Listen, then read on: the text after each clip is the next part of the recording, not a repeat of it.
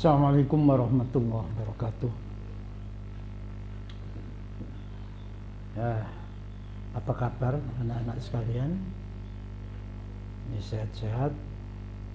Ya, kita bersyukur kepada Allah Subhanahu wa taala. Hari ini kita bisa melanjutkan kembali tentang pelajaran ilmu tafsir. Ya, sebelum dilanjutkan untuk pelajaran ilmu tafsir, mari kita mulai bersama dengan bacaan Ummul Kitab Al-Fatihah.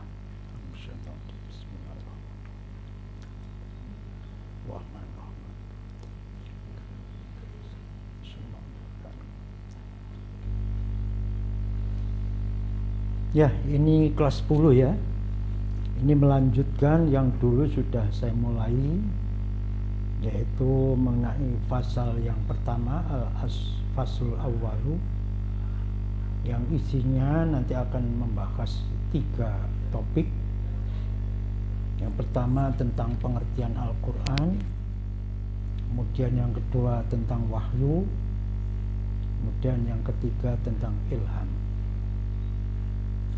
Nah, pengertian Al-Quran secara lugat, secara bahasa kemarin sudah kita mulai ya, yaitu pendapat yang pertama kemarin dikemukakan oleh Imam Al-Lihiyani. Imam Al-Lihiyani mengatakan bahwa lafaz Al-Quran itu adalah bentuk masdar dari fi'il madhi qara'a, yang mempunyai makna tala, yaitu membaca. Kemudian dari makna masdar yang mempunyai makna tala membaca, yaitu fi'il madhi, maka lafaz tersebut dinukil, dipindah dari makna masdar itu, dijadikan sebuah nama daripada firman Allah yang diturunkan kepada junjungan kita besar Muhammad SAW. Ya. Nah, yang kedua, menurut Imam Al-Lihiyani, bahwa nama Al-Quran itu bentuk masdar, tapi yang dimaksud itu adalah yaitu isim maf'ul, mimba bitasmiyatil maf'ul bil masdar, yang diucapkan bentuknya masdar, tapi yang dimaksud itu adalah maknanya itu yaitu isim maf'ul, yaitu yang dibaca. Dengan kata lain, Al-Quran itu memang harus dibaca, kudu diterus, bukan Al-Quran lafadznya atau mushafnya itu hanya dibuat yaitu hiasan, pedetan, itu bukan ya. Yang ketiga, masih pendapat Imam Al-Lihiyani bahwa lafaz Al-Quran itu adalah bentuk masdar dari fi'il madhi qara'a. Beliau mengambil dalil atau berdalil yaitu pada surat Al-Qiyamah ayat 17-18, yaitu ayatnya inna alaina jam'ahu wa qur'ana. Maka lu syahid yang bercontoh itu wa qur'ana ya. Jadi itu bacaan ya. Jadi yang artinya inna alaina jam'ahu, sesungguhnya menjadi tanggung jawabku Allah, jam'ahu menghimpun Al-Quran, wa qur'anahu dan membacakannya Al-Quran. Bacakan yang pertama ya kepada Kanjeng Nabi. Nah, ini sebutan lafaz Quran. Fa idza qara'nahu fattabi' qur'ana. Maka ini memerintahkan kepada Nabi Muhammad, kalau Al-Quran itu dibacakan, fattabi' qur'ana, maka Nabi Muhammad diperintah untuk mengikuti bacaan Al-Quran, yaitu yang biwasitati Jibril. Nah, ini pendapat Imam Al-Lihiyani tentang yaitu lafaz Al-Quran. Jadi pengertian Al-Quran secara lugat kayak gini. Nah, selanjutnya yang nomor 2, pendapat yang nomor 2. Bismillahirrahmanirrahim. Qala dawu sapa Az-Zajjaj, Imam Az-Zajjaj, innahu ta'isa temen Al-Quran itu wasfun adalah bentuk sifat ala fu'lan mengatasi wazan fu'lan. Mustaqun yang berasal minal qur'i, saking lafaz qur'i, bimakna al-jam'i, kelan makna al-jam'i menghimpun. Nah, beda lagi ya. Menurut Imam Az-Zajjaj bahwa lafaz Al-Qur'an itu bukan bentuk masdar, tapi itu ada bentuk sifat mengikuti wazan fu'lan, ghufron, syukron. Nah, itu bandingannya ya. Ini pendapat Imam Az-Zajjaj. Nah, kalau sudah memasuki pembahasan keilmuan, ini mesti di sana itu akan terjadi ikhtilaful ara', yaitu macam-macam perbedaan pendapat dari para ulama. Itulah ilmu itu memang tidak terbatas ya. Jadi kalau gitu pasti terjadi perbedaan pendapat. Jadi dari segi pengertian lughat bahasa lafaz Quran sudah mengalami berbagai macam pendapat. Kembali lagi Imam Az-Zajjaj bahwa lafaz Quran bentuknya sifat mengikuti wazan fu'lan itu berasal dari lafaz al-qur'i. Maknanya qur'i bina al-jam'i, menghimpun. Jadi menghimpun. Selanjutnya yuqalu fil lughati, dikatakan fil lughati, dalam lughat, secara lughat. Jadi ini contoh dalam pengertian lughat bahasa. Contohnya qara'tu al-ma'a fil haudhi ya. Nah, qara'tu ini tidak boleh dimaknani aku membaca, bukan ya. Qara'tu menghimpun sapa ingsun al-ma'a ing banyu fil haudhi, dalam telaga. Nah, lama halus syahid lafaz qara'tu. Jadi jamak tu itu menghimpun. Nah, ini kayak gini nih. Ini contoh yang dikemukakan oleh Imam Az-Zajjaj ya. Jamak tu tegese menghimpun sapa ingsun hu ing ma. Jadi menghimpun. Nah, itu makna secara bahasa. Summa summiya nulikan diberi nama apa bihi kelan Quran ya, al-kalam, yaitu firman Allah al-munazzal kang diturunkan ala nabi, ngatas Nabi sallallahu alaihi wasallam. Nah, di sini mengalami pendapat sama ya, yaitu dengan Imam Al-Lihiyani. Dari pengertian secara bahasa, kemudian pengertian bahasa itu dinukil, dipindah nama Al-Quran, itu jadikan sebutan, jadikan sebuah nama, firman Allah, kalamullah, yaitu yang diturunkan kepada Nabi Muhammad Sallallahu Alaihi Wasallam. Ini sama, ini persamaan pendapat antara Az-Zajjaj sama Al-Lihiyani, ya ini tok sing podo ya. Dah. Kemudian mengapa Al-Quran secara lughat menurut Imam Az-Zajjaj itu adalah berasal dari lafaz qur'i, yaitu yang maknanya itu menghimpun, al-jam'i ya. Nah, di sini disebutkan, dilanjutkan.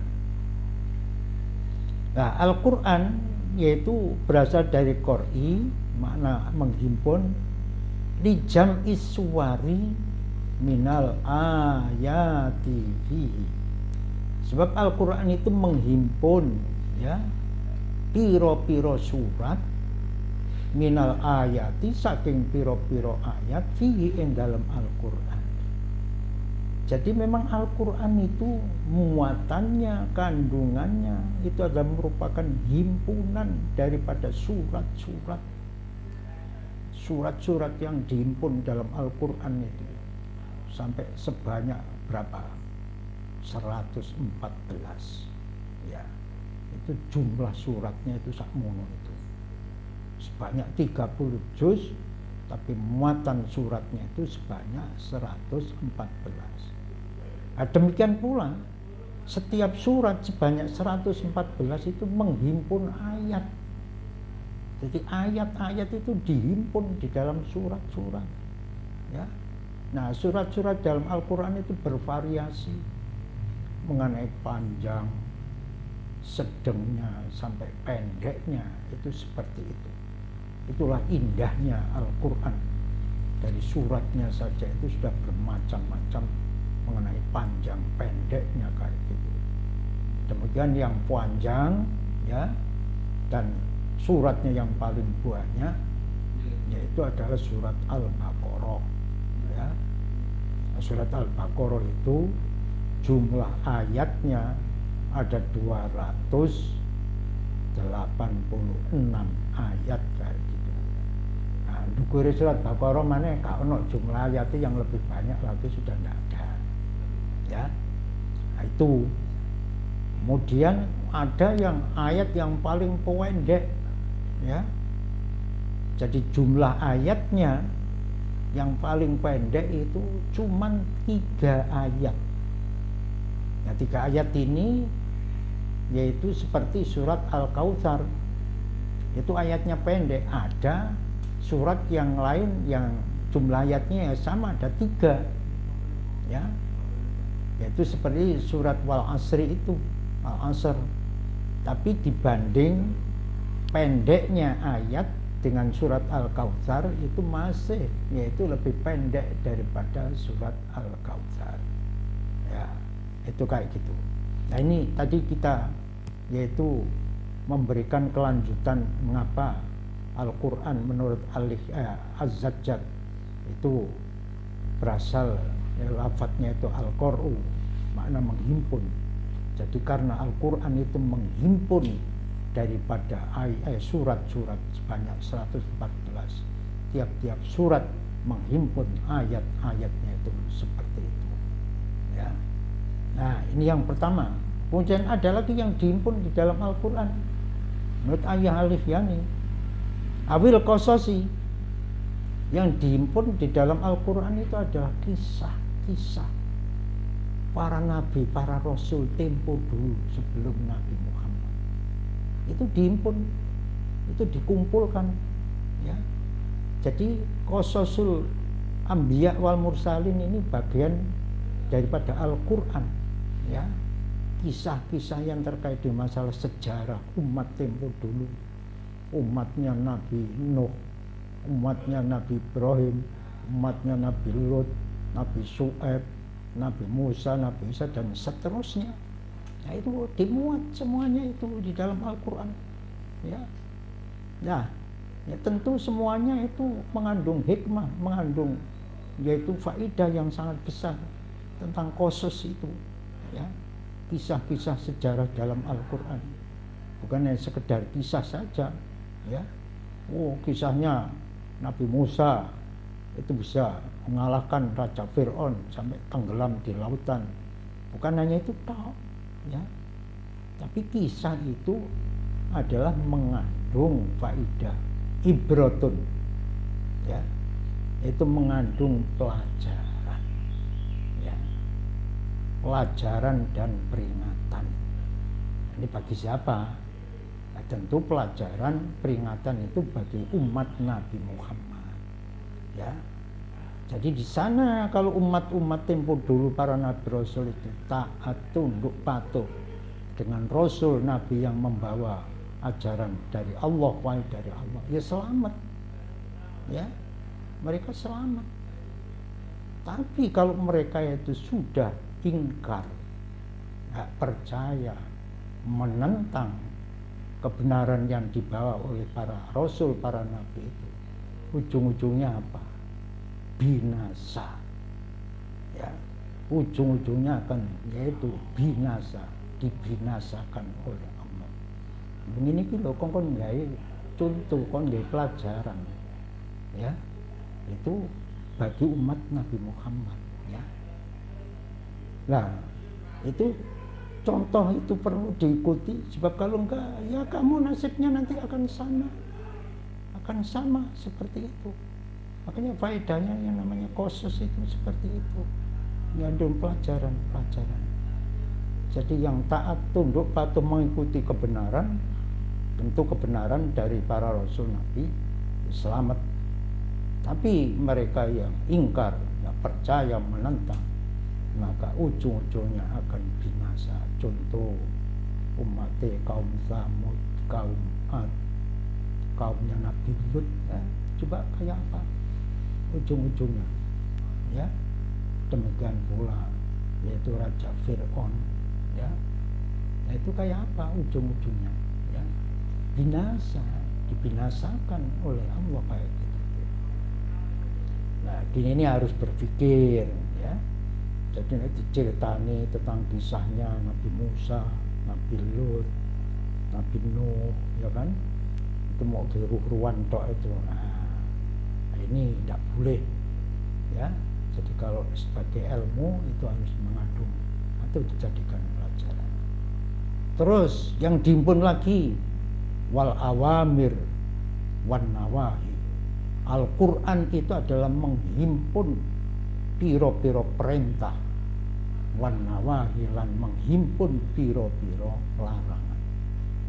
Jadi yang terkait dengan masalah hukum, al-ahkam, syariat di dalam Al-Quran itu gak karuan akeh, ya. Ada hukum-hukum yang terkait dengan masalah ibadah, masalah sholat, hukum yang terkait dengan masalah puasa, hukum yang terkait dengan masalah haji, hukum yang terkait dengan masalah yaitu munakahat, pernikahan, hukum yang terkait dengan yaitu al-bai', jual beli, nyambut gawe, hukum yang terkait dengan pergaulan wis gak karuan akeh, ya. Jadi itu tatanan dari Allah. Nah tatanan dari Allah, hukum-hukum itu, ya, semua itu mengatur kepada manusia. Allah Maha tahu karena semua yang menciptakan Allah. Jadi kalau mereka ingin bagus dalam tatanan, ya aturannya kayak apa? Allah itu yang menciptakan tatanan kayak gitu. Wan nawahi, dan mengandung atau memuat piro-piro larangan. Jadi larangan yang ada dalam Al-Quran itu ya wis gak karuan akeh, ya. Jumlahnya wis gak karuan, ya. Jadi larangan, ya, itu makan barang haram, larangan makan bangkai, larangan melakukan pencurian, ya, larangan melakukan prostitusi, perzinaan, ya, larangan korupsi. Wis gak karuan akhirnya, ya. Nah ini tatanan. Nah, yang terkait dengan yaitu yang nawahi, larangan-larangan, itu tentunya hendaknya dijauhi, hendaknya itu tidak dilakukan. Ya kudu iso ngempet, ya, menahan diri. Iku nek kepengin selamat, ya. Jadi yang awamir itu perintah-perintah itu dilakukan, kemudian wan nawahi itu larangan-larangan itu dijauhi, tidak dikerjakan. Iku nek kepengin selamat. Nek gak kepengin selamat ya wis semaulo, ya. Tapi rasakno besok kayak gitu itu. Nah, apalagi dalam perkembangan sekarang kayak gitu itu, ya. Auli jam'ihi, ya. Auli jam'ihi atau yaitu untuk menghimpun di jam'ihi oleh menghimpun Al-Quran sama rotil kutubis sabiqah, menghimpun saripati piro-piro kitab suci, al-kutubi piro-piro kitab suci, as-sabiqati yang telah lampau, as-sabiqati yang telah lampau, ya. Jadi itu menghimpun. Jadi saripati kitab-kitab yaitu Taurat kaya opo itu ada juga dimuat dalam Al-Quran. Demikian pula muatan daripada kitab-kitab Injil kayak apa, ini pun juga ada dimuat di dalam Al-Quran. Nah kembali lagi, Jadi inilah pendapat menurut Imam Az-Zajjaj bahwa lafaz Al-Quran itu bentuk kata sifat yang berasal daripada Al-Qur'i, ya, yang artinya menghimpun al-jam'u, ya. Dan mengapa? Itu secara lughat Al-Quran yaitu dimakna qori jam'u. Nah, di sini tadi keterangan yang bagian akhir tadi, karena isi muatan Al-Quran itu adalah merupakan tempat menghimpun, ya, tempat mengumpulkan. Satu yang dihimpun tadi itu adalah surat-surat sebanyak 114.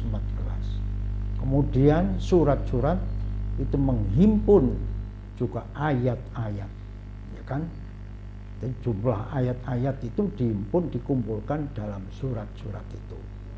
Nah, demikian pula Al-Quran menghimpun tentang kisah-kisah umat tempo dulu, umat purbakala, yaitu dengan para rasul, nabi, yaitu tempo dulu kayak gitu, itu merupakan himpunan. Demikian pula Al-Quran menghimpun yaitu tentang perintah, ya. Kalau perintah itu yaitu sesuatu yang harus dilakukan, wajib hukumnya untuk mengerjakan. Nah, perintah di dalam Al-Quran itu banyaknya sudah tidak karuan. Demikian pula Al-Quran itu adalah menghimpun daripada larangan-larangan. Larangan-larangan itu pun semuanya dihimpun dalam Al-Quran. Dan semuanya, apa itu yang perintah, apa itu yang larangan, ini arahnya itu untuk menata kehidupan manusia di dunia ini, biar mereka itu kehidupannya itu aman, tentram, tidak gaduh, gak tukaran, ya. Begitu juga kaitannya dengan Allah itu mempunyai hubungan yang baik. Jadi hablun minallah dan hablun minan nas, itu arahnya itu, yaitu faedah maslahatnya itu ke situ, yaitu himpunan-himpunan yang ada dalam Al-Quran itu. Demikian yang terakhir, Al-Quran itu menghimpun saripati daripada kitab-kitab yaitu sebelum Al-Quran, ya, yaitu kitab Taurat, kitab Injil, kitab Zabur. Jadi di situ itu juga ada muatan dari kitab-kitab suci sebelum Al-Quran. Nah, jadi pembahasan tentang pengertian Al-Quran secara lughat di sini ditampilkan hanya ada dua imam, ya. Yang satu yaitu pengertian Al-Quran secara bahasa lughat oleh Imam Al-Lihiyani, dan yang kedua itu adalah Imam Az-Zajjaj. Jadi dari kedua perbedaan itu memang jauh, namun ada unsur persamaannya. Jadi persamaannya itu tadi, ya. Jadi setelah mempunyai makna bahasa, dari makna bahasa itu dinukil Al-Quran itu dijadikan sebutan, jadikan nama dari kalamullah, firman Allah yang diturunkan yaitu kepada Nabi Muhammad. Jadi dengan nama Al-Quran itu pasti kitab suci yang diturunkan yaitu kepada Nabi Muhammad. Ya, Pak. Ya, kira-kira untuk pelajaran yang berapa kali ini kita akhiri sampai di sini. Nah, ini kepada anak-anak meskipun masih di rumah, ya, apa yang sudah disampaikan ini supaya ditelaah kembali, ya, diingat-ingat kembali seperti itu, dan kita ditata niatnya meskipun itu mendengar di rumah, itu tetap niat kita itu adalah thalabul ilmi, ya, itu tetap yaitu belajar meskipun itu tidak secara langsung, yaitu tatap muka dengan para ustadznya kayak gitu. Ya, ini sampai di sini dulu. Wallahu a'lam bishawab. Wassalamualaikum warahmatullahi wabarakatuh.